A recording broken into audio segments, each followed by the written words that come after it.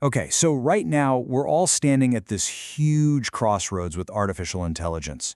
Seriously, one path leads us down a road we've been on for thousands of years, but the other? The other could completely redefine what it means to be human. So let's explore which one we're actually on. It really forces us to ask a pretty provocative question. In an age where AI can solve problems we once thought were, impossible, is war itself obsolete? Is it just this brutish, horribly inefficient, outdated tool that maybe, just maybe, we should finally leave in the past? Because right now, at this very moment, some of the most powerful forces on the planet are pushing AI down a very, very familiar path. And that path is turning it into the next generation of weaponry. Welcome to the new AI arms race. And look, this isn't some distant sci-fi concept. Major global players are already deep in development. You've got Lockheed Martin in the US working on autonomous jets and missile targeting. Raytheon, also in the US, is using AI for missile defense and facial recognition. Hop over to the UK, and BAE Systems is developing swarm drone tech. Elbit Systems in Israel, autonomous drones. Norinco in China, robotic tanks. And that Kargu 2 drone from Turkey, we'll get to that. This list just goes to show you, this is a truly global thing. So at the very heart of this whole debate is a specific kind of technology, lethal autonomous weapons. You'll hear them called laws. And let's be absolutely crystal clear about what we're talking about here.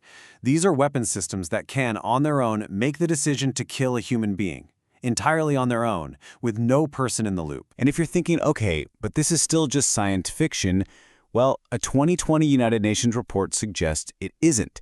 It details an incident in the Libyan civil war where that Turkish-made Kargu 2 drone may have operated completely autonomously to, and this is a direct quote from the report, hunt down and engage human targets. The age of the so-called killer robot, it might already be here. So what's driving this race? Well, as it so often is, a huge part of the answer is money. The sheer financial scale, the economics of the global defense industry, is the engine that's funding this entire technological shift. Just take a look at that number, $2.49 trillion. That's the estimated value of the global defense market for this year alone. It's a tidal wave of cash, and a huge chunk of it is now flowing directly into developing AI for warfare. And this is where those abstract trillions become painfully real. The cost of a single main battle tank, that's about $10 million. You could use that to build about 200 small permanent homes instead. A single modern fighter jet, $100 million.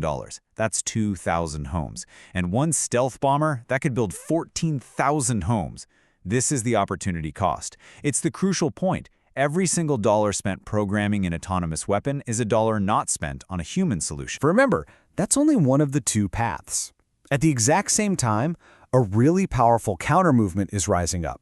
One that is dedicated to reclaiming AI's incredible potential for peace and, for human progress. This statement from the Campaign to Stop Killer Robots. It's so simple, but it's the ethical core of this entire movement.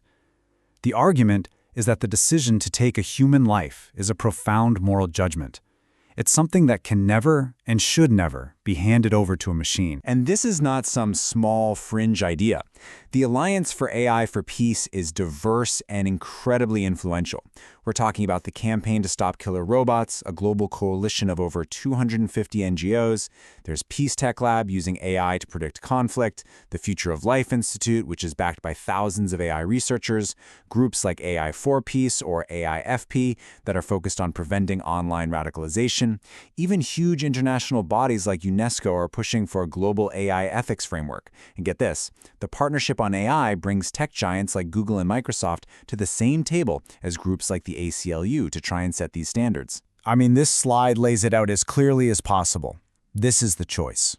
The very same underlying technology can be used for autonomous targeting or for predicting famine, for creating swarm drones, or for monitoring the hate speech that so often leads to violence, robotic tanks, or instant language translation to bridge divides. The technology itself is neutral. What we choose to do with it, that's everything. Which brings us right back to where we started, that crossroads. This isn't just a technical question for some engineers in a lab, or a strategic one for generals in a war room. This is a profound ethical choice for our entire generation. There's this really powerful argument, and it's adapted from the great abolitionist Frederick Douglass. He said, "Knowledge unfits a child to be a slave." While the modern version of that idea suggests that machine learning and AI's ability to learn and adapt without a human conscience is precisely what makes it unfit to be a weapon. Think about that.